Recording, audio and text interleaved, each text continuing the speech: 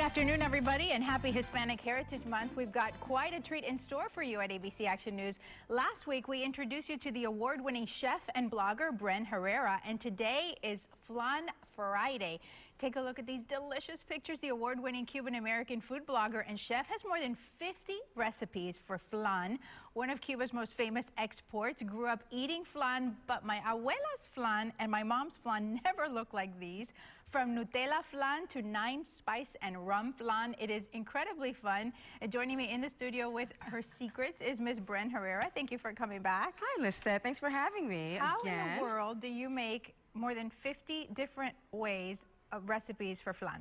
Lots of pressure cookers, mucha olla de presión, and just a really creative mind fueled by a lot of espresso. So that's the engine behind all the creativity. So what are these three that you brought? So these three are coco rallado, shaved coconut, toasted coconut is one of my clients' favorites. I love making it in the summertime. It's a really, really crispy flavor. It's amazing.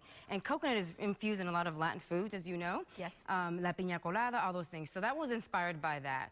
The toasted almond with lemon extract is amazing. It's a really bright, summery flavor. It's super simple. I just take lemon extract, vanilla extract, and I shave a little bit of the lemon into the custard, and then I toast the almond shavings and cover it with that, and it's beautiful. It's actually one of my other favorites. And this one is taller than the flans I'm used to seeing at home. Yeah, I actually play around with my dimensions. I make little ramekins about this size. I've actually started making them in shot glasses, which is a really fun, festive, sexy way of serving them. And then sometimes, depending on the mold that I have, I'll make them a little higher, just for dimension. What recipe is this one? So this one is my macerated, very colorful, fruity one. I've been playing with fruits a lot this summer, and so I decided to do something different. Lots of pineapples, raspberries, blueberries. I go diferente, something different. So I also include a little bit of wine inside the custard. Wow. A sangria wine that I add into the custard, and then that brings out all the flavors.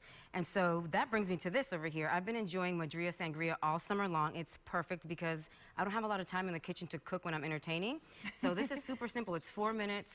It's already chilled, rather, 4 hours. Right. It's perfect. All you have to do is add the fruits that you want, like pineapple, blueberries, raspberries, and it's literally ready to go.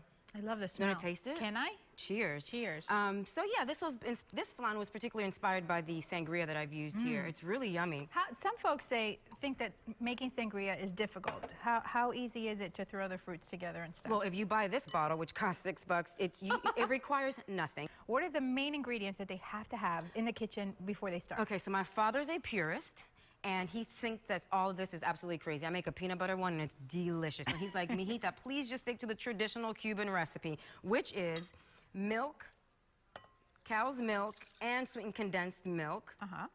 3 eggs. Some people like 4, some people like 5. The basic ingredient is always a little bit of vanilla extract. So again, you can play with your extracts depending on the flavor that you're making. You can add a little bit of, a little bit of lemon extract. Rum extract is really good. Whatever it is that you have in your pantry. Do you put this in there too? No, this is for the garnish. Okay. So all you literally do is whisk it all together. People think that this is complicated. This is super easy. Whisk it all together. Now, one tricky thing about flan. A flan that comes out like this with a beautiful outside without little holes is because you've allowed the bubbles in the custard to settle. So the more bubbles you have in your custard, the more holes you're going to have in your flan. So if you've over whisked, which is fine, just let the egg settle, let the custard settle until all the little bubbles have popped. And then we are getting the wrap. So, yes, you're going to tell us about the caramel. You're going to tell us about that on Facebook. Yes, I will. I will totally explain to you how to make the caramel because that's what makes all this really pretty. So come on back on Facebook. Thanks for watching, everybody.